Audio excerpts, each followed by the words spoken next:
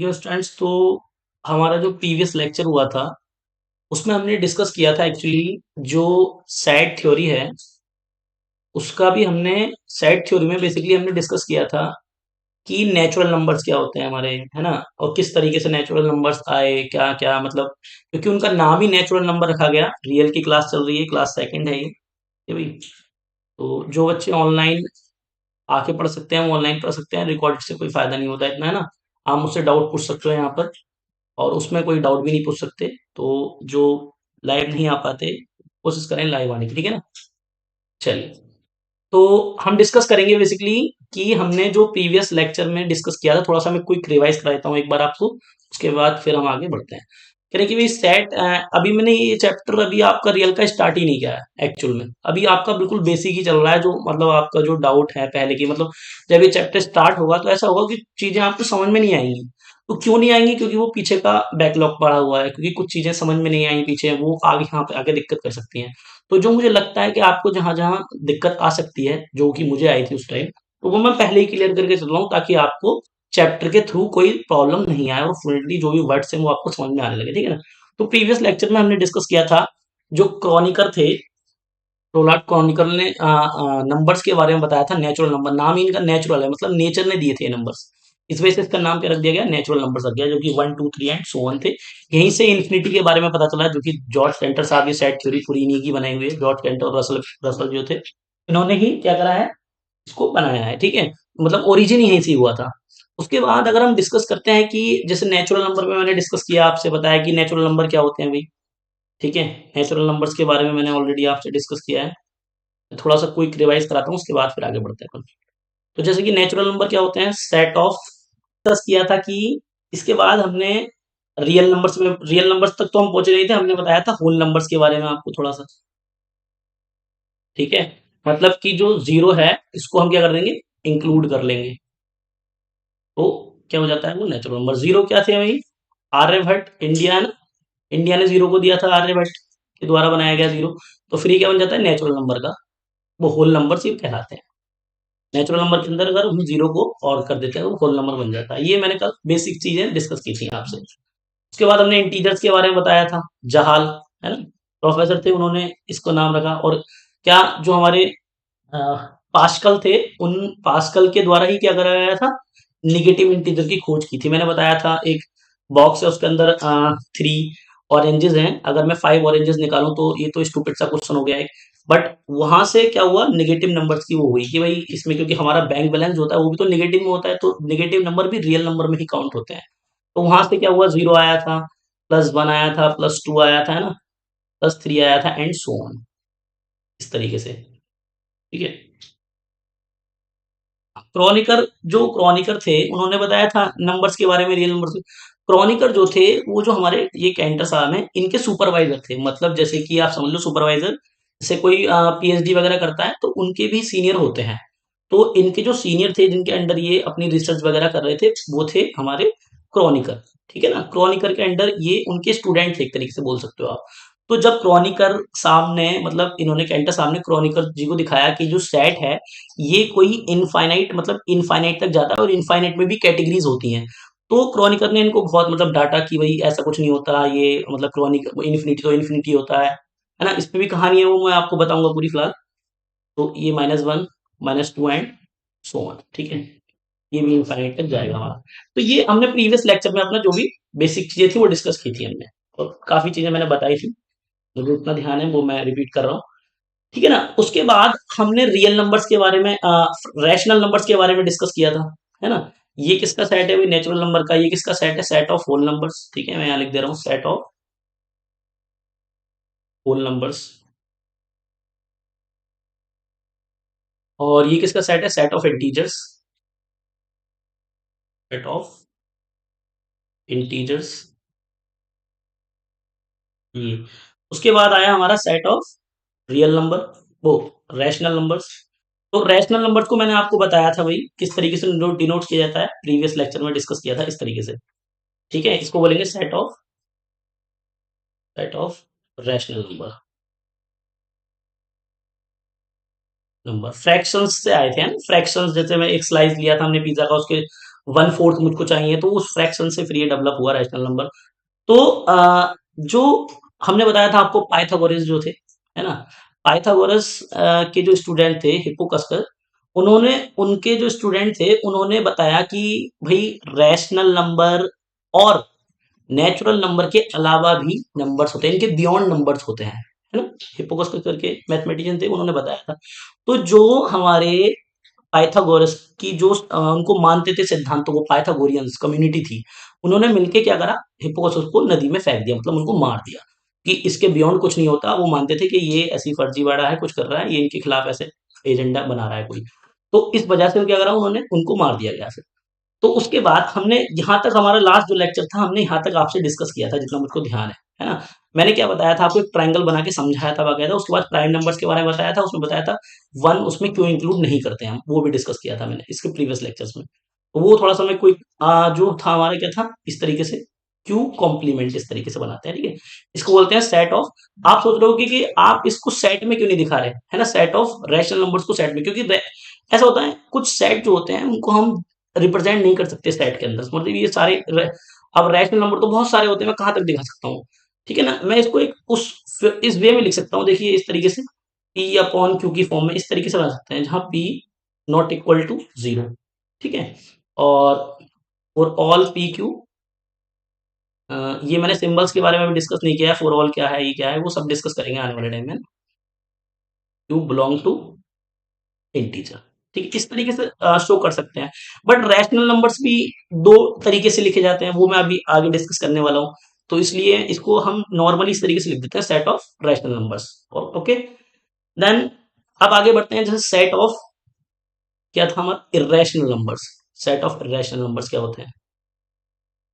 Irrational numbers. तो set of irrational numbers क्या होते हैं, बेसिकली कोई भी किसी को डाउट आ रहा हो ऊपर से, मतलब ये जूम, जब भी मैं ऊपर बोलूँ वर्ड तो आप समझ जाना, जूम वाले स्टूडेंट से कह रहा हूँ, पूछ सकते हैं आप, कोई समझ में नहीं आ रहा हो या कुछ लिखा हुआ क्लियर नहीं आ रहा हो या साउंड क्लियर नहीं आ रहा हो, ओके? उसके बाद क्या हुआ कि जो हमारे हिप्पोकस्कस थे उनको मतलब नदी में फेंक दिया गया, क्यू कॉम्प्लीमेंट, इसी को हम इरेशनल नंबर बोलते हैं, ये जो मैंने बनाया क्यू के ऊपर कॉम्प्लीमेंट, इस तरीके से इसको डिनोट किया जाता है। आगे बढ़ते हुए ये पता चला कि भाई जो रैशनल नंबर्स होते हैं, अपना माइंड म्यूट कर लो भाई,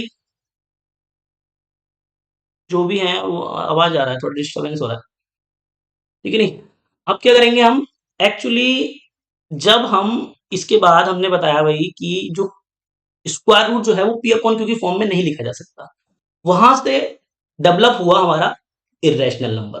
क्लियर? अब काउंटिंग जो होती है, जैसे नेचुरल नंबर है, अब आप डेली लाइफ में भी यूज करते हैं, जैसे क्रिकेट मैच हो गया, वहां पे भी नंबर्स में भी फीलिंग्स होती हैं, आगे चल के हम समझेंगे, ठीक है, कहीं नंबर लगाने पर। चलिए, खैर, ये बात हुई। अब हम बात करते हैं हमारे ये जो देखा क्यों, मतलब रैशनल नंबर, इसकी कैटेगरी है, यहाँ तक तो आपने पढ़ रखा था। अच्छा, मैं रियल नंबर्स की अगर बात करूं तो आप देखोगे जितने भी नंबर्स हैं, जैसे नेचुरल नंबर हो गया, होल नंबर हो गया, इंटीजर्स हो गया, ये सारे ऑलरेडी रैशनल नंबर्स होते हैं, क्योंकि इन सबके नीचे क्या मान सकते हैं, वन मान सकते हैं, तो ये रैशनल नंबर बन जाएंगे। तो मैं कह सकता हूँ नेचुरल नंबर भी रैशनल नंबर होते हैं, होल नंबर्स भी नेचुरल रैशनल नंबर होते हैं, इंटीजर्स भी रैशनल नंबर हो सकते हैं, ये बात मैं बोल सकता हूँ, ठीक है ना? साफ साफ आपको नजर आ रहा है, जीरो के नीचे वन मान लोगे, पी अपॉन क्यू की फॉर्म हो जाएगी, रैशनल नंबर है। तो कहने का मतलब रैशनल नंबर के अंदर ये भी नंबर आ गया, नेचुरल, होल भी आ गया और इंटीजर्स भी आ गए, ये सब ऑलरेडी रैशनल नंबर्स होते हैं। क्लियर? उसके बाद अगर हम बात करें, अब रैशनल नंबर में तो ये ऊपर वाले भी सारे नंबर्स आ गए, अब बचे ये वाले, ये जो नंबर्स होते हैं, सेट ऑफ इरेशनल नंबर्स। अगर रियल नंबर को डिफाइन करूं, this is real number, set of real numbers है, सेट ऑफ, सबसे बड़ा सेट इन सब में, सेट ऑफ रियल नंबर। आप सोच रहे हो ये क्यों बता रहे हैं, सबको आता है आपको, है ना? बट कुछ चीजें हैं जो हर बच्चे को नहीं आती हैं, किसी किसी को आती है, किसी को नहीं आती, तो मुझे तो सबको एक लेवल लेके चलना पड़ता है। जिसको आता है कोई दिक्कत नहीं, और अच्छे से चीजें सीखने को मिल जाएंगी, इसकी हिस्ट्री वगैरह जो मैं बता रहा हूँ। सेट ऑफ रियल नंबर्स, ठीक है ना? सेट ऑफ रियल नंबर्स क्या, किस तरीके से लिखेंगे, देखो, आप यहाँ पर अगर रियल नंबर की बात करें तो रियल नंबर में ये सारे नंबर्स भी आ जाएंगे, नेचुरल, होल नंबर और इंटीजर।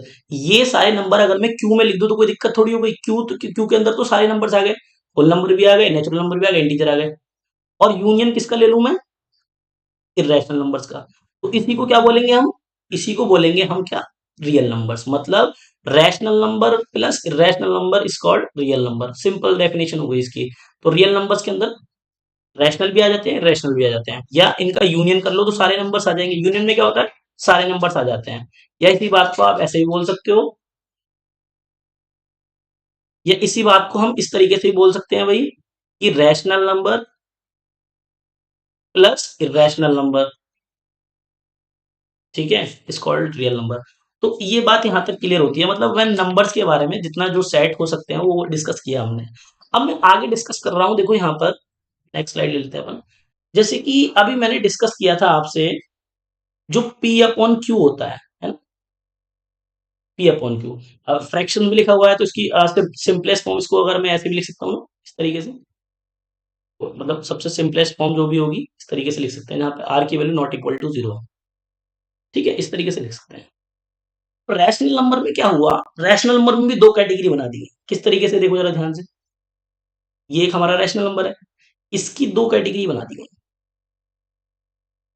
कौन कौन सी, एक तो होगी टर्मिनेटिंग, टर्मिनेटिंग टर्मिनेटिंग डेसिमल, यहां से समझने का प्रयास करना, ठीक है। Terminating decimals. और दूसरी कैटेगरी बन गई हमारी इनफाइनाइट डेसिमल। क्या मतलब,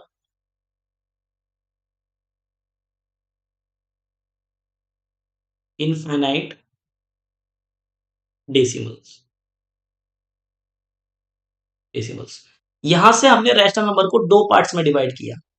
अब आपका क्वेश्चन ये होगा कि ये जो पी अपॉन क्यू है, इसको इनफाइनाइट डेसिमल को हम बोल सकते हैं non terminating, non terminating, terminating decimal, ठीक है, डेसिमल्स ऐसे ही बोल सकते हैं।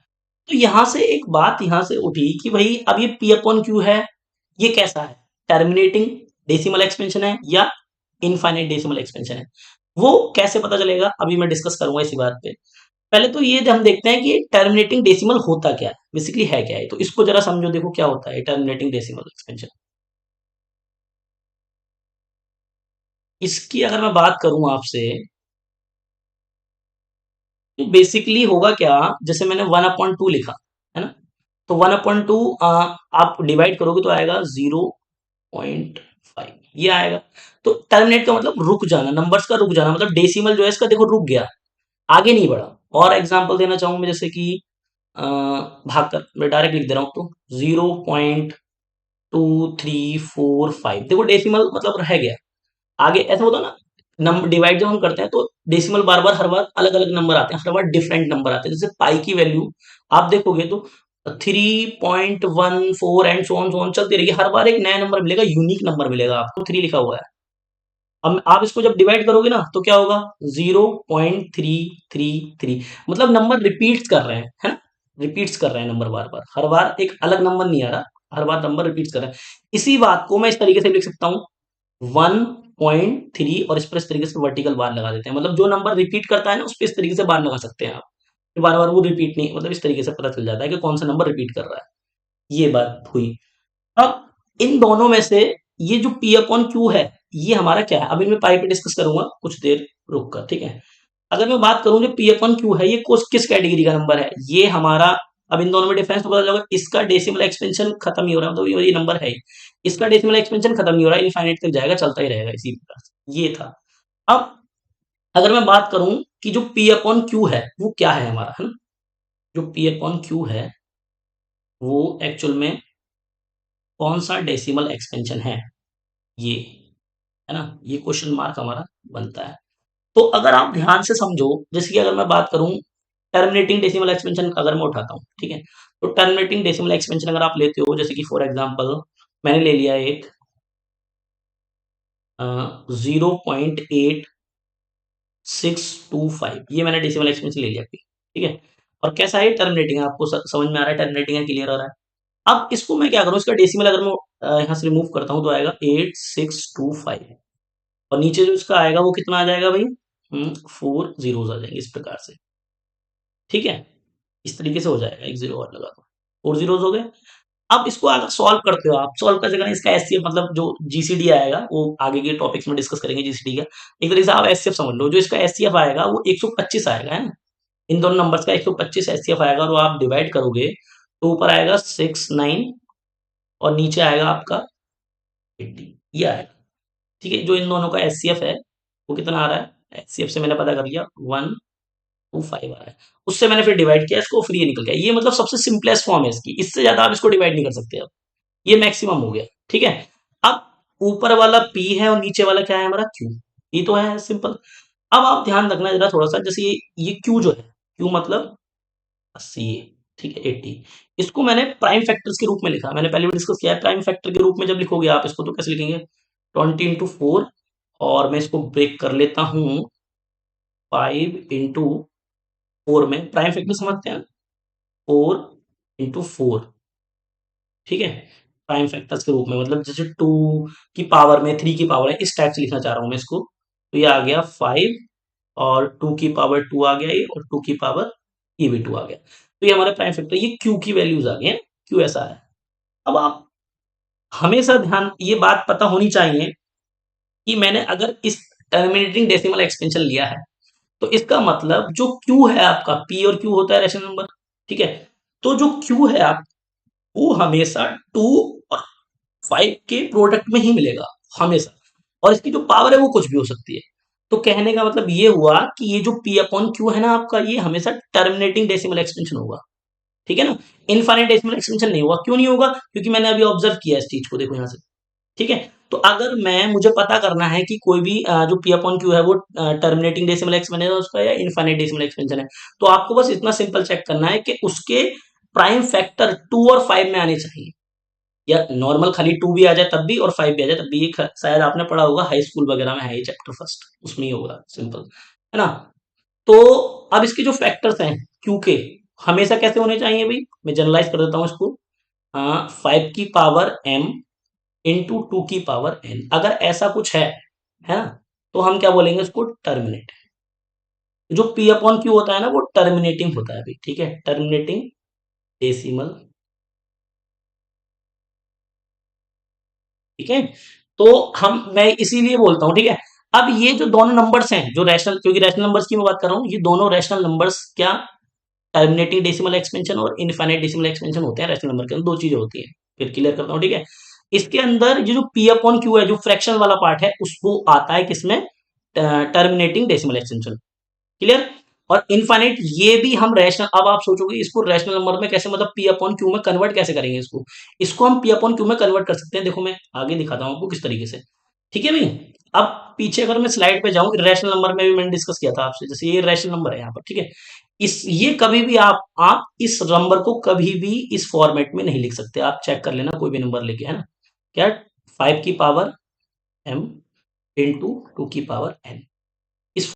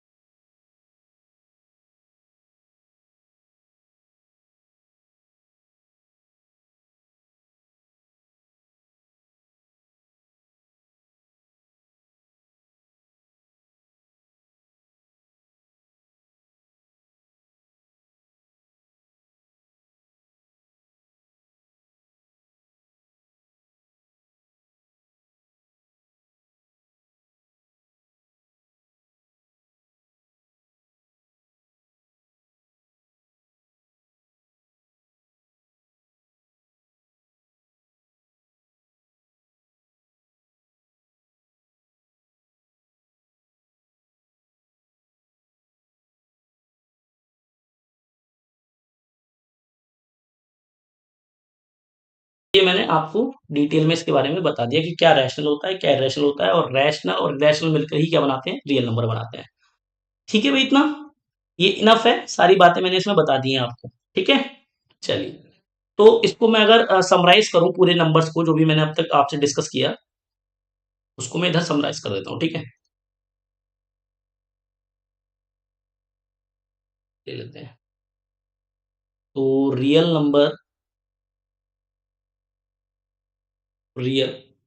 नंबर्स, ठीक है। इसको मैं लिखूं, इधर से सेपरेट करता हूं इसको मैं। ये आ गया आपका रैशनल नंबर, रैशनल नंबर्स। अब रैशनल में भी क्या करेंगे हम, तरीके से डिवाइड कर देता हूँ मैं इसको। रैशनल में इंटीजर्स आ गए आपके, ठीक है, इंटीजर्स भी आ गए। और ये जो फ्रैक्शंस वाले नंबर होते हैं, जैसे 1/3, 1/7, ठीक है।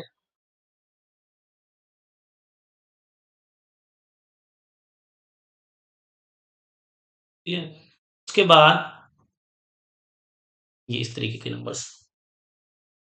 अब हम क्या करेंगे, इसी के अंदर हम इसको और इधर मैं इधर पोर्शन बना देता हूँ।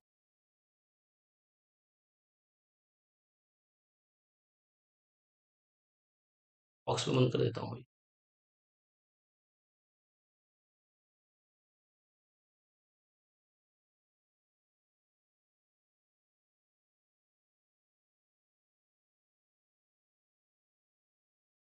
ठीक है, तो ये हो गया आपका। इसी के अंदर मैंने रैशनल की भी दो कैटेगरी बना दी है बेसिकली।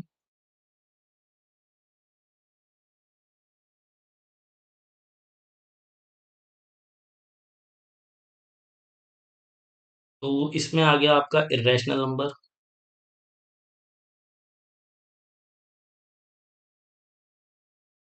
इसमें रैशनल्स आ गए सारे, इसमें इरेशनल आ गए। इसके अंदर भी मैंने इधर दो कैटेगरी इसमें बना देता हूँ। ठीक है, जैसे स्क्वायर रूट में 2, स्क्वायर रूट में 3 एंड etc। कर दो आप बॉक्स में बंद।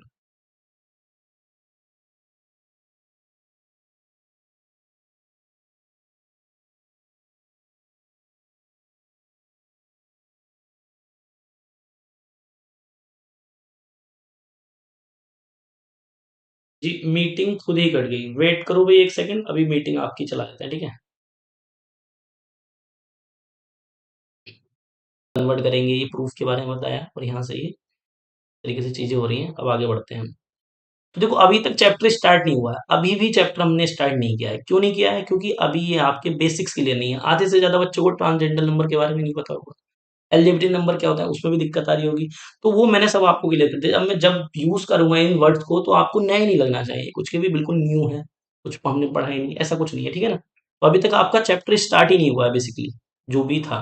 ठीक, न्यू स्लाइड पे अब मैं कुछ टर्म्स, कुछ टर्मिनोलॉजी डिस्कस कर रहा हूँ आपसे, कि भाई जैसे कि थ्योरम्स होती हैं, है ना, और भी कई कई तरह की चीजें होती हैं, लेमा हो गया, एक्सियम्स हो गया, इसमें क्या मतलब बच्चों को क्लियर नहीं हो पाता कि एक्सियम्स क्या है, लेमा क्या है, वो टर्मिनोलॉजी समझ में नहीं आती बच्चों को। तो वो टर्मिनोलॉजी मैं आप डिस्कस कर रहा हूँ आपसे, और उसको जरा समझने का प्रयास करेंगे आप, ठीक है ना। क्या टर्मिनोलॉजी डिस्कस कर रहे हैं अभी? अ, देखिए जरा ध्यान से।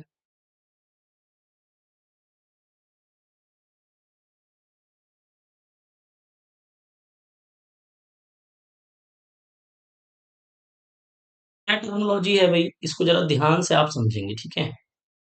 ये आगे तक आपको काम आने वाली है, वरना फिर दिक्कत आती है, फिर समझ में नहीं आती कि क्या क्या हो रहा है, ठीक है नहीं। सबसे पहले अगर मैं बात करूं कि दिक्कत कहाँ पर आती है, जैसे अगर मैं आपसे बात करूं प्रूफ क्या होता है, तो प्रूफ, बच्चों को दिक्कत आ रही है प्रूफ क्या है। जैसे मैं यहाँ पर मैं किस किस चीजों की बात करूंगा, क्या क्या टेक्नोलॉजी में यहाँ डिस्कस करूंगा, मैं आपसे पहले क्लियर कर देता हूँ। सबसे पहले हम डिस्कस करेंगे यहाँ पर अभी आपसे,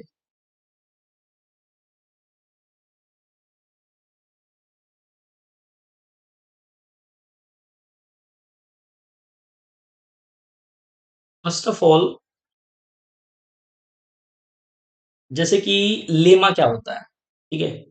लेमा और डेक, जैसे एक्ज्यूम से ले लेते हैं। सबसे पहले एक्ज्यूम क्या होता है, व्हाट इज एक्सियूम? ठीक है। पोस्टुलेट्स क्या होते हैं? पोस्टुलेट्स और एक्सियूम एक ही चीज होती है। पोस्टुलेट्स एक्सियूम एक ही बात होती है, ठीक है। सेकंड, दूसरी बात भाई कि डेफिनेशन तो पता ही, आइडेंटिटी इक्वेशन ये तो सब चलो मैं डिस्कस कर लूंगा, तो आप समझेंगे लेमा क्या होता है। लेमा जैसे मैं जब रियल स्टार्ट करूंगा, अभी तो स्टार्ट ही नहीं हुई रियल बेसिकली। उसके बाद प्रोपोर्शन क्या होता है? प्रोपोर्शन ये भी डिस्कस करते हैं अभी आपसे। उसके बाद थ्योरम क्या होती है? थ्योरम्स, थ्योरम हम बार बार यूज वर्ड करेंगे भाई, ये थ्योरम लगाओ, वो थ्योरम, ये क्या चीज होती है? उसके बाद कलोर, एक सेकंड, कंजक्चर भी होता है ना। ये भी लिख लो कंजक्चर से पहले।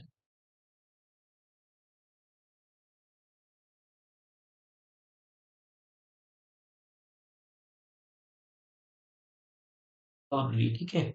सिक्स है हमारा कंजक्चर।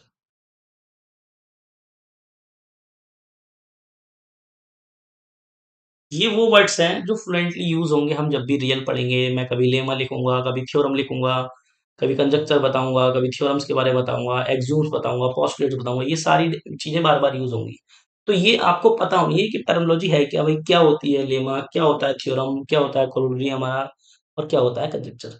ठीक है। तो वन बाय वन में क्लियर करके चलता हूँ आपको, ठीक है। सबसे पहले अगर मैं बात करूं बेसिक चीज, बिल्कुल बेसिक, जैसे प्रूव, जैसे दो वर्ड्स होते हैं हमारे, एक तो होता है प्रूफ,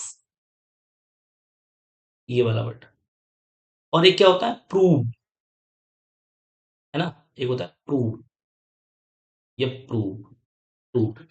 इसमें और इसमें क्या डिफरेंस है पहले तो ये बताना चाहिए, कुछ बच्चों को इसमें भी दिक्कत आ जाती है कभी कभी है। जैसे मैंने अभी पीछे एक चीज मैंने करा था, शायद कुछ किया था मैंने, जैसे ये मैंने किया काम, मतलब ये एविडेंस है हमारे पास तरीके से। ठीक है, एक सेकंड जरा। चलिए स्टूडेंट्स, तो प्रूव और प्रूव में क्या अंतर है? ठीक है, प्रूव और प्रूव में क्या डिफरेंस है? जैसे मैंने अभी पीछे डिस्कस किया था आपसे, इधर गया ये, यहाँ से हमारे पास क्या है, ये एविडेंस है हमारे पास कि हमने इसको किस तरीके से किया। ठीक है, सबूत है एक तरीके से बोल सकते हैं। तो जब ये सबूत बिल्कुल करेक्ट हो जाता है तो वो प्रूव्ड हो जाता है फिर कि हाँ भाई ये स्टेटमेंट इस तरीके से प्रूव हो चुका है। अब आप इस टाइप का कोई भी क्वेश्चन आप उठा के देखो, वो आप इसी मेथड से आराम से इजीली कर सकते हो। ठीक है।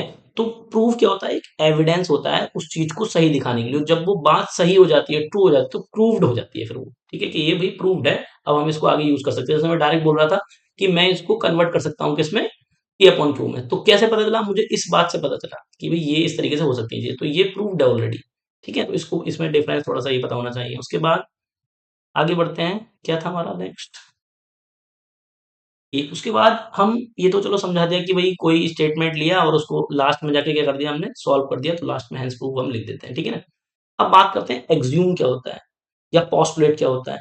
तो जैसे कि आप ऐसे समझो कि is a statement that is taken as a true without proof, assume to be true, इस तरीके से बोल सकते हो आप चाहो तो।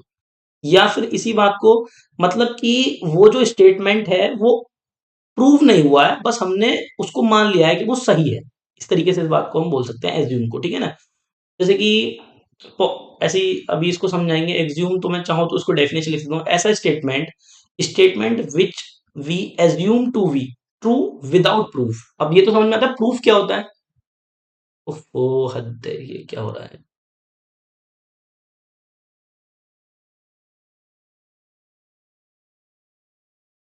ठीक है नहीं, प्रूफ तो समझ में आना चाहिए, तब ये एग्ज्यूम वाली बात समझ में आएगी आपको। ठीक है ना। तो नेक्स्ट स्लाइड पे मैं डिस्कस कर लेता हूँ ये सारी बातें। सबसे पहले हम हेडिंग लेके चलते हैं अपनी, एग्ज्यूम क्या होता है। ठीक है, कुछ पूछना हो तो पूछ सकते हो आप लोग।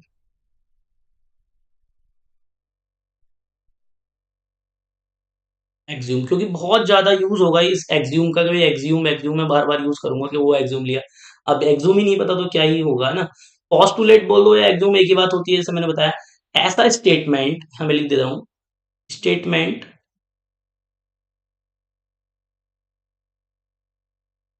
Statement, statement which we assume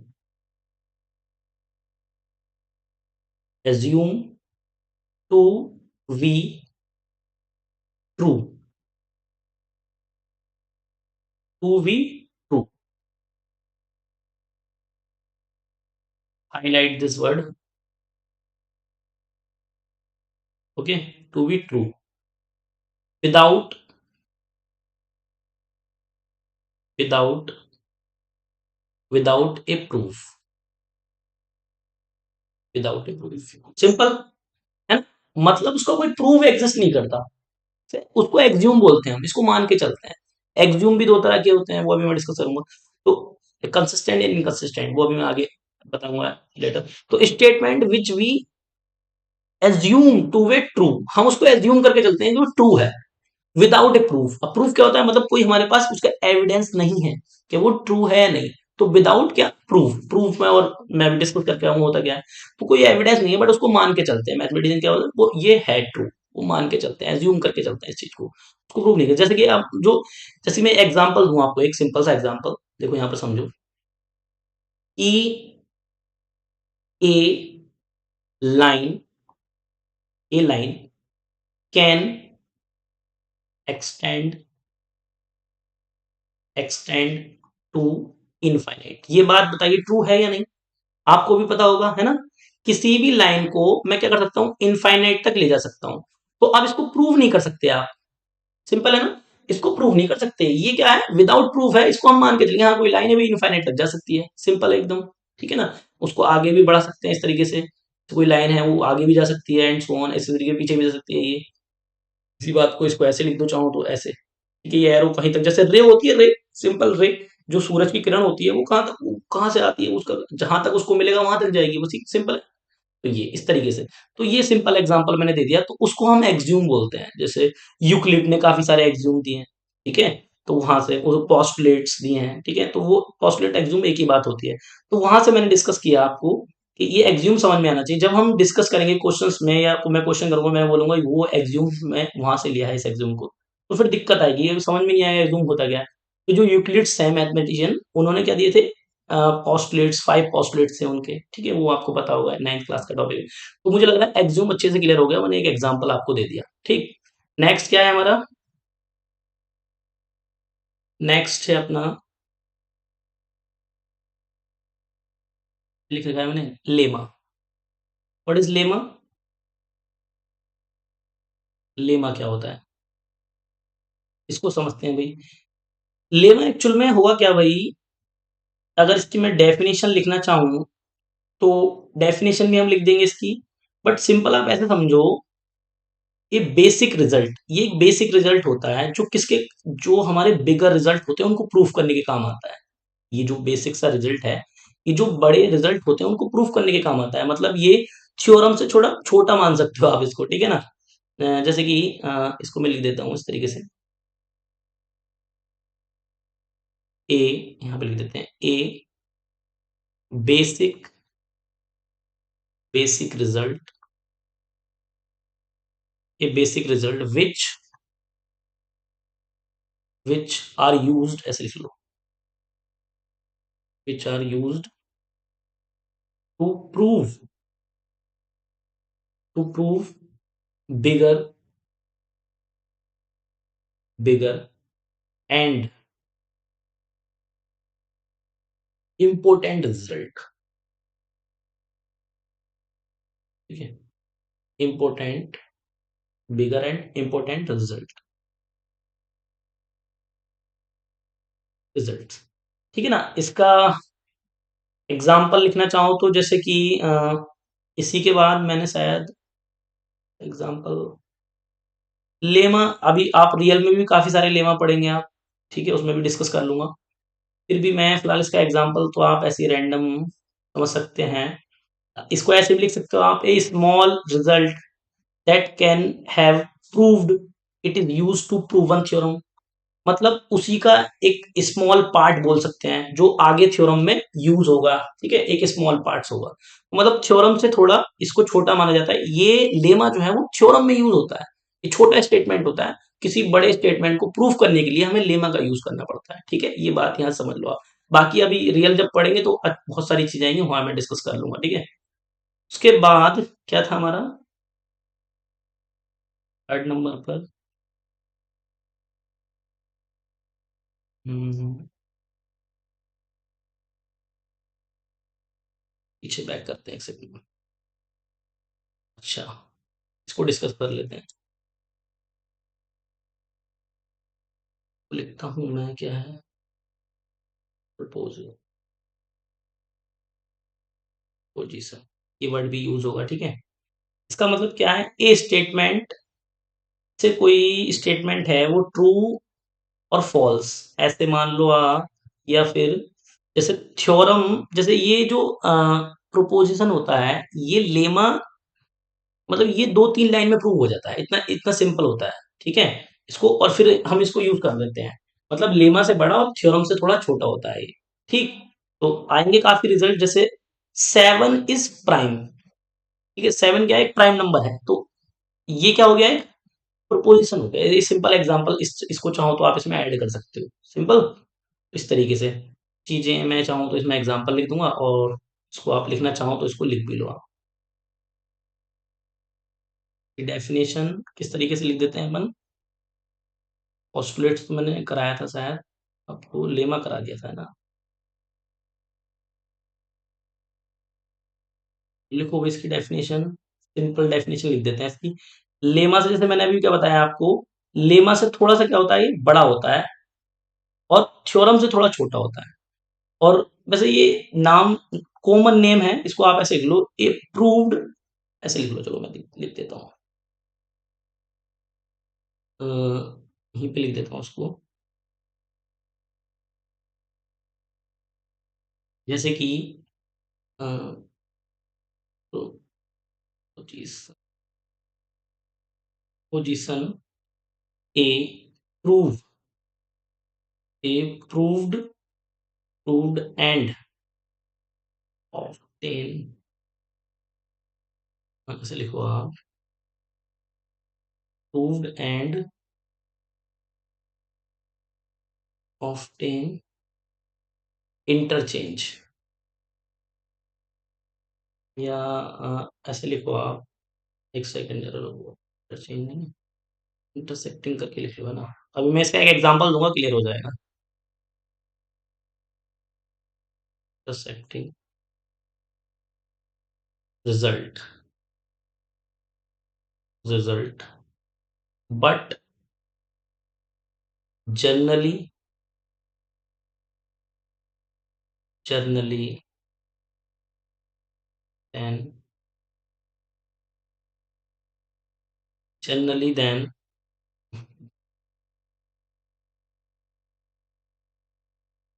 generally then a theorem. देखिए भाई, किस तरीके से, जैसे मैं एग्जांपल दूं, एक एग्जांपल इसका ही लिख दे रहा हूं कि if x is odd, then x square is odd. कितना सिंपल है, इसको आप प्रूव भी कर लेंगे, सिंपल है। तो 2-3 लाइन में जो प्रूव हो जाता है, मतलब सिंपली, तो उसको हम बोलते हैं, ठीक है, प्रोपोजिशन। लेमा आपको मैंने बता ही दिया, सिंपल रिजल्ट होता है जो बिगर रिजल्ट के लिए काम आता है, जैसे थ्योरम्स वगैरह प्रूफ करने के लिए वहां पे रिजल्ट काम आता है। ठीक, अब आगे बढ़ते हैं। नेक्स्ट क्या है हमारा, नेक्स्ट है हमारा थ्योरम से। अच्छा, थ्योरम, तो थ्योरम क्या है, थ्योरम को देख लेते हैं। थ्योरम क्या है, एक मैथमेटिकल है। मतलब कि जैसे कि आपको उसको पूरा, जैसे मैंने अभी प्रूफ किया एक जैसे वो पॉइंट वाला प्रूफ किया था, अभी पूरा मैथमेटिकल पोर्शन है उसके अंदर, किस तरीके से प्रूव हुआ, क्या क्या हुआ, किस तरीके से, है ना। इसी प्रकार से थ्योरम का मैं यहाँ लिख दिया। थ्योरम क्या है, स्टेट, थ्योरम, थ्योरम क्या है भाई, वो भी समझ लो। थ्योरम जैसे कि आप समझो, लिख दो, theorem mathematical,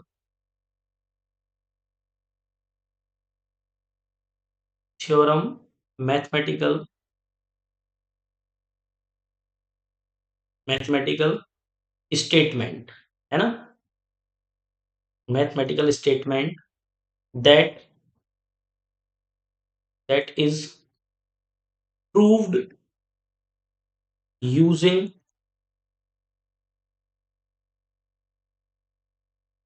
riggers mathematical reasoning तरीके से इसकी मैंने डेफिनेशन बना दी है आपके लिए, ठीक है। मैथमेटिकल रीजनिंग, मैथमेटिकल का जो भी पोर्शन उसका यूज करके हम इसको करते हैं ना, मैथमेटिकल रीजनिंग, अब जाके हमारी थ्योरम बनती है। मतलब थ्योरम क्या, इन दोनों से बड़ी होती है, लेमा से भी और इससे भी, ठीक है। लेमा, जैसे थ्योरम कोई प्रूफ करनी है तो हमें फिर यूज करना पड़ता है लेमा का, किसी जरूरत पड़ जाती है कहीं थ्योरम में ना।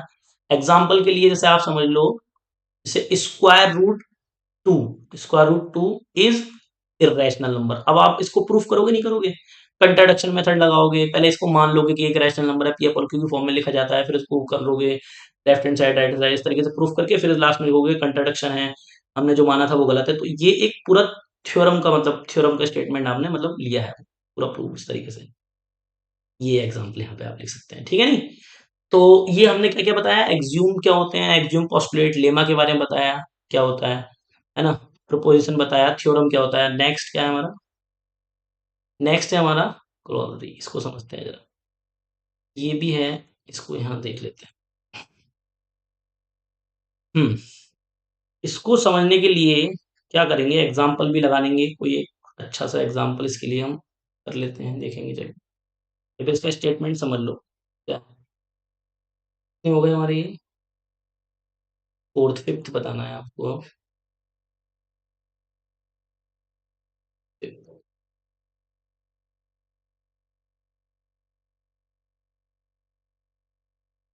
देखिए इसमें क्या है, जैसे कि a theorem that follows on from another theorem. जैसे कि इसका सिंपल मैं अगर एग्जांपल लिखूं कि, इसका एग्जांपल भी लिख दूंगा मैं, एक सेकंड रुको, एग्जांपल मुझे ध्यान अभी फिलहाल तो नहीं आ रहा है। हम्म, चलो मैं इस तरीके से लिख देता हूँ इसको, ए ऐसे लिखते हैं, ए short short result which heavily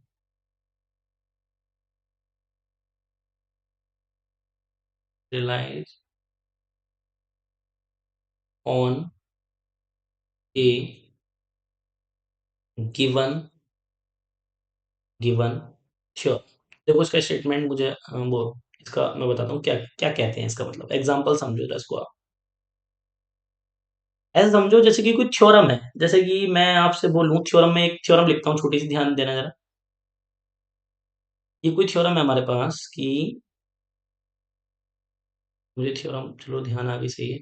theorem है the sum of the angle, the sum of the angles of a triangle. ठीक है, क्या लिखा है मैंने, the sum of the angles of a triangle is pi radian.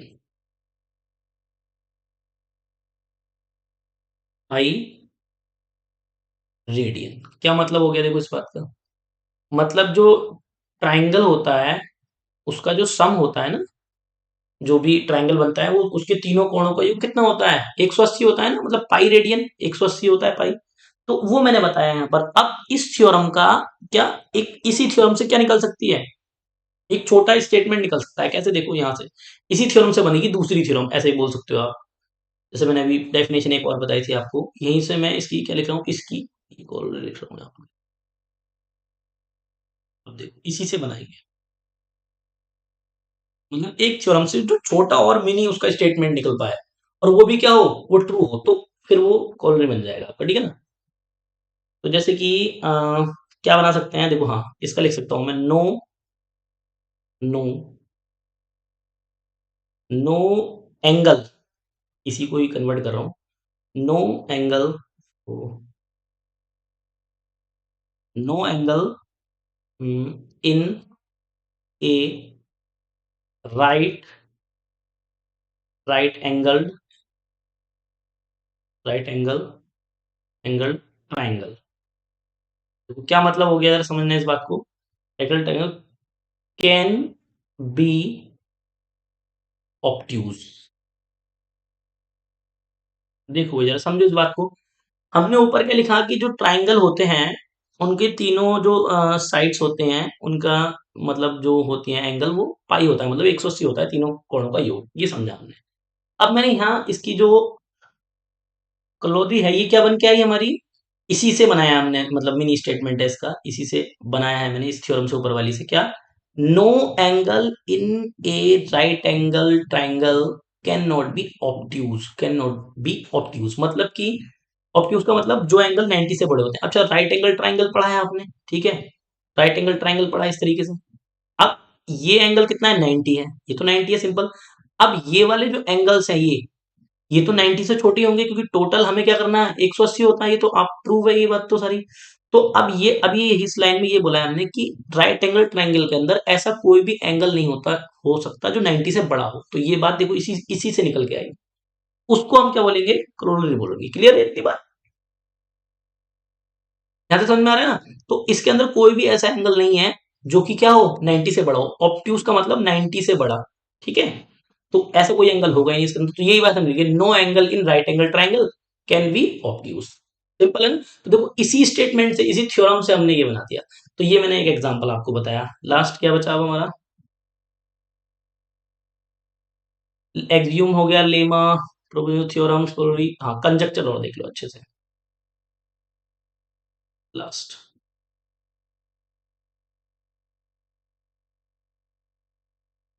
Sir conjunction क्या होगा भाई, ऐसा स्टेटमेंट जो अनप्रूव्ड है बट बिलीव करते हैं कि वो ट्रू है। इस तरीके से समझ लो आप, देखो यहाँ लिख रहा हूं मैं। ये सब मैं यूज करूंगा भाई जब मैं रियल पढ़ाऊंगा। अभी तो स्टार्ट ही नहीं हुई है रियल, अभी तो बेसिक ही चल रहा है, सारा चैप्टर भी स्टार्ट नहीं हुआ है सेट थ्योरी वाला। ये सब चीजें कंजक्चर वगैरह जब मैं यूज करूंगा तो नया नहीं लगना चाहिए किसी को कुछ भी, भाई क्या है कंजक्चर मैं वहां समझाऊं, ऐसा नहीं है। ठीक, तो इसको यहीं समझ लो आप अच्छे से। कंजक्चर क्या होगा हमारा, ए स्टेटमेंट, यहां लिख दे रहा हूं मैं, ए स्टेटमेंट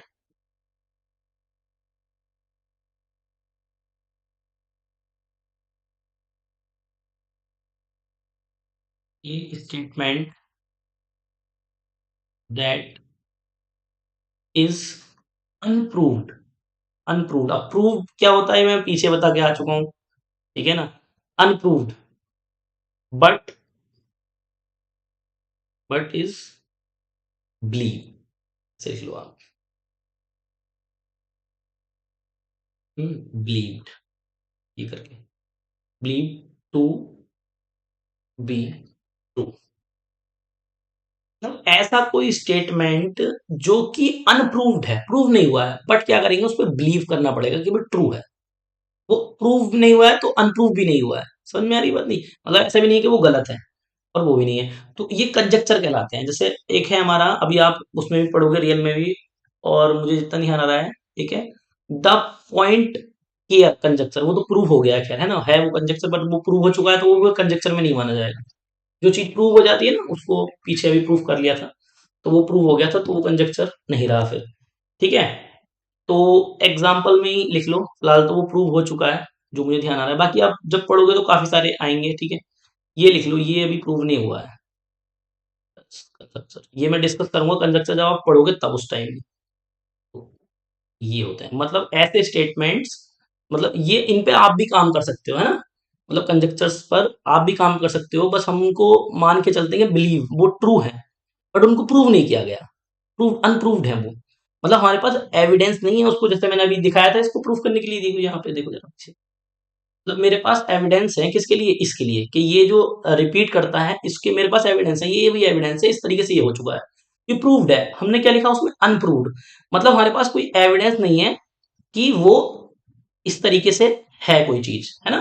बट हम क्या कर लेते हैं, उसको मान लेते हैं, मतलब ट्रू मान के बिलीव करके हमारे कुछ अच्छे मतलब चीजें सही हो जाती है, सॉल्व हो जाती है। समझ में आ रही बात, इस वजह से हम उसको मान के चलते हैं, आप उसको प्रूव कर, अब काफी सारे कंजक्शन पढ़ेंगे आप आगे, है ना, जब मैं रियल स्टार्ट करूंगा तब उस टाइम। अब कुछ बचा तो नहीं इसमें, कंजक्शन हो गया, देखो सारा डिटेल में बता दिया। एक्सियोम समझ में आते हैं क्या होते हैं, ठीक है। ऐसा स्टेटमेंट, जैसे यहाँ मैंने डिस्कस भी कर लिया, ऐसा स्टेटमेंट जो ट्रू हो विदाउट प्रूफ, उसका प्रूफ नहीं हो, कोई एविडेंस नहीं हो उसको, जैसे मैंने स्ट्रेट लाइन का एग्जांपल दिया आपको एक, कि भाई कोई लाइन है उसको इनफाइनाइट तक हम बढ़ा सकते हैं। सेकंड, उसके बाद लेमा बताया, लेमा क्या है, एक छोटा रिजल्ट होता है जो बड़े थ्योरम्स वगैरह में काम आता है, ठीक है, ये बात। फिर हमने बताया प्रपोजिशन, ये थोड़ा थ्योरम से थोड़ा छोटा होता है, एक दो लाइन में, दो तीन लाइन में इसको प्रूव कर सकते हैं हम, जैसे कि एक्स स्क्वायर इज इवन, वो एक्स इज इवन तो x square is also even, इसको प्रूव कर सकते हैं। थ्योरम क्या होती है, एक पूरा मैथमेटिकल पोर्शन होता है, उसमें प्रूफ करना होता है, जैसे पाइथागोरस थ्योरम प्रूफ की है, और भी काफी सारी चीजें आपने प्रूफ की होंगी छोटी क्लास में, ठीक है, तो वो हो गया, ये तो आपको आता है। और इसके बारे में बताया हमने, ये थ्योरम से ही निकाला जाता है पार्ट, जैसे मैंने एक राइट एंगल का यहाँ पे एग्जांपल लिया आपके सामने, आ गया ये लिया, है ना, ये देखो ये हमारे पास थ्योरम थी, इसी में से एक ये निकाल दी हमने प्रूफ, क्लियर है इतना। चलिए उसके बाद हमने डिस्कस किया, लास्ट क्या था हमारा, कंजक्चर। कंजक्चर क्या होता है, ऐसा ऐसा डाटा हमारे पास जो अनप्रूव्ड है बट उसको ट्रू मान के हमारे कुछ क्वेश्चंस और कुछ चीजें, कुछ थ्योरम्स हो जाती हैं, उसको हम कंजक्चर बोलते हैं। कुछ प्रूव हो गए हैं, कुछ ऐसे ही पड़े हैं उनका, बट हम यूज कर लेते हैं, तो हम बोलेंगे भाई कंजक्चर है, नहीं कंजक्चर यूज किया इस तरीके से। तो ये चीजें हो रही है, ठीक है ना। तो ये मैं लगभग सारा कुछ आपको बताया, रियल नंबर्स की मैंने पीछे डिटेल में बताया, उसके बाद मैंने रियल नंबर्स क्या होते हैं, इनको मैंने सेपरेट कर दिया दो दो पार्ट्स में, यहाँ पीछे मैंने डिस्कस किया था पूरा डिटेल में, यहाँ से स्टार्ट किया था। ये थोड़ा मैंने रिवाइज कराया आपको, सेट ऑफ नेचुरल नंबर्स क्या होते हैं, किस तरीके से, है ना, डिस्कस किया था। और नेचुरल नंबर हो गया, इंटीजर्स, रैशनल नंबर, फिर रियल नंबर्स को किस तरीके से बनाया गया, ये सारा मैंने अभी डिस्कस किया आपसे। उसके बाद हमने क्या बताया नेक्स्ट, इसको जो रैशनल नंबर उसकी दो कैटेगरी हमने डिवाइड करी, एक टर्मिनेटिंग डेसिमल एक्सटेंशन है, इनफाइनाइट, इसमें दोनों ही होते हैं, दोनों ही हमारे क्या होते हैं, ये रैशनल नंबर्स होते हैं, परिमेय संख्या जिसको बोलते हैं। उसमें भी हमें डाउट हो गया पी अपॉन क्यू क्या है, ये टर्मिनेटिंग डेसिमल एक्सपेंशन है या ये वाला है, फिर हमने देखा, इसको जाना कि भाई ये इस तरीके का होता है। तो कहने का मतलब ये एक टर्मिनेटिंग डेसिमल एक्सटेंशन है, ये हमने समझा। उसके बाद हमने देखा भाई इसको तो हम कन्वर्ट कर सकते हैं पॉइंट लगा के पी अपॉन क्यू में, बट इसको कैसे कन्वर्ट करेंगे, तो मैंने इसके लिए एक छोटा सा प्रूफ आपको समझा दिया कि भाई जितने बार लगा होगा उतने बार हमारे इतने जीरो लग जाएंगे, इसमें एक पे बार था तो उतने जीरो मैंने लगा दिए, ठीक है, एक पे 10 से मल्टीप्लाई कर दिया, एक पे बार था और प्रूफ हो गया बाकायदा, ये प्रूफ, ये मतलब हमारे पास एविडेंस है, इसको पी अपन क्यू की फॉर्म में हम लिख सकते हैं, ठीक। उसके बाद कुछ चीजें हमें नीड पड़ी हुई किसी चीजों की, क्या क्या, फिर मैंने इसको हाँ सेपरेट करके दिखा दिया आपको कि भाई रैशनल नंबर्स के अंदर यही कैटेगरी आती है, कुछ एग्जांपल लिए क्या रैशनल नंबर है क्या नहीं है, इस तरीके से मैंने समझाया। और पाई और ये इर्रेशनल के अंदर आ गया, इसमें नॉन टर्मिनेटिंग नॉन रिपीटिंग, मतलब इस स्क्वायर रूट का कोई भी अगर नंबर आप निकालते हो तो हमेशा ऐसा आएगा, ना तो रिपीट करेगा ना टर्मिनेट होगा। रिपीट का मतलब, मेरा मतलब है हर बार एक अलग नंबर आएगा, ये डिस्कस किया आपसे। उसके बाद कुछ इंपॉर्टेंट पॉइंट जो कि चैप्टर, फिर मैंने इसको समराइज कर दिया पूरे को, कि भाई रियल नंबर जो होते हैं वो रियल नंबर्स के अंदर रैशनल नंबर और इरेशनल नंबर से बनके पूरा हमारा रियल नंबर बनता है। उसके अंदर भी रैशनल में कैटेगरी आ गई, इंटीजर, इंटीजर आ गया आपका, ठीक है, और ये फ्रैक्शंस वाले नंबर्स आ गए। और इधर इरेशनल के अंदर क्या आ गए, ये है ना, हाँ, फ्रैक्शंस वाले नंबर इसमें आ गए, ये स्क्वायर रूट वाले नंबर इरेशनल में आ गए, और ये पाई और ये जो नंबर्स होते हैं ट्रांसटेंशनल नंबर बोलते हैं, इनको अलजेब्रिक नंबर मतलब बोलते हैं, ताकि मैं उस समय यूज करूँ ये वर्ड तो आपको नया ना लगे कि भाई अलजेब्रिक क्या है, ट्रांसडेल्टल नंबर क्या होते हैं, तो वो सब क्लियर होने चाहिए आपको, है ना? तो ये मैंने इस तरीके से चार्ट बनाया ताकि आपको ये ध्यान रहे और आप इसको कनेक्ट कर पाए इस चीजों से, ठीक है। अभी चैप्टर स्टार्ट ही नहीं हुआ है, तो सेट, मैंने सेट की डेफिनेशन लिखी क्योंकि अभी तक हमने स्टार्ट नहीं कर पाया, बेसिक ही चल रहा है, बिल्कुल सिंपल से समझा रहा हूँ। मैंने क्या बताया आपको, आपको हर चीज अच्छे से पता होनी चाहिए ताकि कोई दिक्कत नहीं आए। फिर हमने कुछ टर्मिनोलॉजी डिस्कस की, कि एक्सियोम क्या होता है, लेमा क्या होता है ना, थ्योरम्स क्या होती हैं, कंजक्चर क्या होते हैं, वो डिस्कस किया। प्रूफ को अभी मैंने प्रूफ को समझाया, प्रूफ और प्रूफ में क्या डिफरेंस है वो थोड़ा सा डिस्कस किया। इसके बाद मैं तो जीरो से लेके चल रहा हूँ ना, फिर मैंने इनकी डेफिनेशन वगैरह लिखवाई और पूरा अच्छे से समझाया किस तरीके से चीजें हो रही है, ठीक है। अब ये सारी चीजें हो चुकी है, मतलब बेसिक आपका पूरा कवर हो चुका है, ठीक है, सब कुछ हो गया। अब हम कल बेसिकली रियल अपनी स्टार्ट करेंगे, जिसका जो कि चैप्टर का नाम है, बेसिकली नाम तो डला हुआ है बट स्टार्ट अभी हुआ नहीं है फिलहाल, ठीक। सेट स्टार्ट करेंगे, सेट थ्योरिकल, ठीक है, बिल्कुल डेफिनेशन से स्टार्ट करेंगे, डेफिनेशन का पोस्टमार्टम करेंगे, ठीक है, बिल्कुल अलग अलग, क्योंकि डेफिनेशन सेट की वैसे तो कोई है नहीं, जैसे set as a well defined collection of distinct object, वो तो खैर है, बट उसको किस तरीके से हम उसको ऑपरेशन करके उसमें से क्या क्या ऑब्जर्वेशन निकालेंगे वो समझेंगे। तो कल से आपकी प्रॉपर रियल स्टार्ट हो जाएगी, ठीक है। ये बेसिक था भाई, कुछ ऐसी चीजें यूज होंगी जब मैं पढ़ाऊंगा या थ्योरम या जो भी मैं कराऊंगा उस टाइम क्वेश्चन, बट फिर दिक्कत आती है, आपको बेसिक चीज नहीं पता होती, फिर दिक्कत आती है, फिर समझ में आना बंद हो जाता है धीरे धीरे, है ना। तो इसलिए मैंने सारी चीजें आपसे डिस्कस कर ली भाई आगे, है ना। इसमें थोड़ा सा जैसे मैंने अभी डिस्कस किया था, एक पॉइंट में और इसमें ऐड करना चाहूंगा, ठीक है, मुझे याद आ गया सही टाइम पर, कि जो जैसे कि जो थ्योरम्स होती है ना, जैसे हमारा, जैसे मैंने अभी डिस्कस किया आपसे, एक्सियूम्स है, एक्सियूम्स भी दो तरह के होते हैं हमारे, एक तो कंसिस्टेंट और एक होता है इनकंसिस्टेंट। ये मैं क्यों डिस्कस कर रहा हूँ, देखो आगे स्लाइड देख लीजिए। जब हम मैथ्स पढ़ते हैं, ठीक है, जब हम मैथ्स की स्टडी करते हैं, तो मैथ्स के अंदर होता क्या है, दो तरह के मतलब लोग वहां से निकल के आते हैं, दो तरह के, जैसे कि एक हो गया हमारा, तो मुझे ध्यान आ गया थोड़ा सा, मैं बता दूं इसके बारे में, थोड़ा दिक्कत ना है। दो तरह के लोग यहाँ से डेवलप होते हैं, मैथमेटिशियंस, ठीक है। कौन कौन से भाई, एक होते हैं हमारे मैथमेटिशियंस, फर्स्ट, एक होते हैं हमारे मैथमेटिशियंस,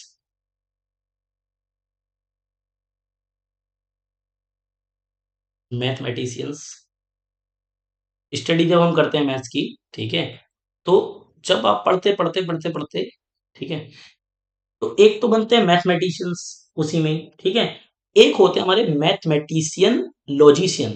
तो ध्यान समझना बात को, कि दो पार्ट डिवाइड हो जाते हैं। अब ये मत पूछना कौन सा अच्छा कौन सा खराब, सब अपने आप में महारत हासिल करे हुए होते हैं, ठीक है नहीं। मैथमेटिशियन लॉजिशियन, ठीक है, लॉजिशियन, ये दो तरह के लोग, जब हम, अगर मैं बात करूं, सेपरेट करूं, तो दो पार्ट्स में डिवाइड हो जाती है चीजें इस तरीके से। अब जो प्रोफेसर मतलब दो, ये प्रोफेसर ही है मैथमेटिशियन, मतलब प्रोफेसर ही बोल सकते हो आप इनको, ठीक है। और एक होता है मैथमेटिशियन लॉजिशियन, ये भी प्रोफेसर ही होते हैं। आगे चल के अब मैं बताऊंगा क्या दोनों का काम होता है बेसिकली। ये क्या करते हैं, जो हमारे एक्सियूम्स होते हैं, एक्सियूम अभी डिस्कस किए हमने क्या होते हैं, अब ये नहीं समझ में आ रही है एक्सियूम क्या है, अब मैं अब समझा के आया हूँ, तो ठीक लग रहा है कि हाँ मैं बता चुका हूँ एक्सियूम क्या होता है, तो मैं बार बार उस पर डिस्कस नहीं करूंगा, जिसने पहले नहीं देखा उसको देखो अच्छे से। तो मैथमेटिशियन लॉजिशियन क्या होते हैं, एक्सियूम्स को लेते हैं, और उनके अंदर दो तरह के होते हैं हमारे एक्सियूम्स भी, मैंने अभी डिस्कस किया, एक तो होता है कंसिस्टेंट, होता है इनकंसिस्टेंट। तो जो कंसिस्टेंट एक्सियूम्स होते हैं, वो हो वो वो चले जाते हैं किनके पास, मैथमेटिशियंस के पास, मतलब वो हो जाते हैं एक्सियूम्स हमारे, उनको फिर स्टडी मतलब पढ़ाना शुरू कर देते हैं, ये अप्लाई कराना शुरू, अप्लाई तो नहीं, पढ़ाना शुरू कर देते हैं, इस तरीके से ये चीजें हो रही हैं। तो इनका काम क्या होता है, मैथमेटिशियन लॉजिशियन का, इनका काम बेसिकली ये होता है कि ये क्या करते हैं, छटाई करते हैं, कौन सा कंसिस्टेंट है कौन सा इनकंसिस्टेंट है, फिर कंसिस्टेंट वाले मैथमेटिशियंस के पास चले जाते हैं, वो फिर इनको आगे प्रोसीड करते हैं। मैथ बहुत आगे तक के लिए डेवलप हो चुकी है, मतलब कि फिजिक्स इतनी डेवलप नहीं है, मतलब जितनी की मैथ्स डेवलप है फिजिक्स के मुकाबले, क्योंकि मैथ्स आगे तक के लिए हम nth डायमेंशन तक की बात करते हैं, समझ में आती है बात नहीं। तो बहुत आगे तक के लिए ये डेवलप हो चुकी है। तो अब एक वर्ड आता है इसमें, इस इन दोनों के बीच में एक नए और हैं, जैसे इनको इनको बोलते हैं हम, यहाँ लिख देता हूं मैं इसमें, यहीं पे बीच में, इन दोनों के बीच में ले लो इसको, ठीक है, क्या, इन,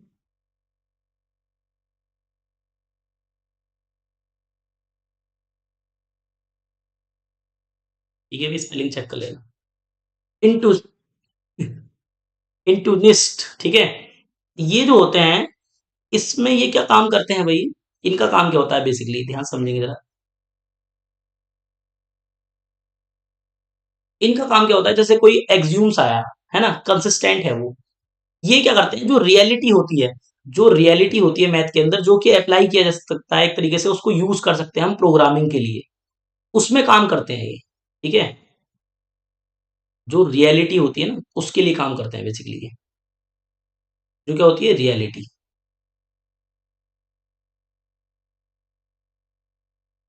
जैसे कोई प्रोग्राम बनाना है आपको, तो ये क्या करेंगे, ये जो कंसिस्टेंट जो भी चीजें हैं हमारी, ठीक है, उनको उठा के प्रोग्राम बना सकते हैं ये, ठीक है। तो उसको अप्लाई कंप्यूटर, मतलब ऐसा समझो आप, जो कंप्यूटर में चीजें यूज होती हैं वो ये काम करते हैं, ये भी मैथमेटिशियन ही होते हैं, ठीक है। बट ये जो यूज में है, जो रियलिटी में है चीजें, उनके लिए काम करते हैं, ठीक है। ये क्या काम करते हैं भाई, ये कंसिस्टेंट एक्सियूम्स को ढूंढते हैं। तो आप देख लो आप किस किस कैटेगरी में आते हैं, आप मैथमेटिशियन बनते हैं या लॉजिशियन बनते हैं या इंस्टीट्यूट बनते हैं, ठीक है नहीं।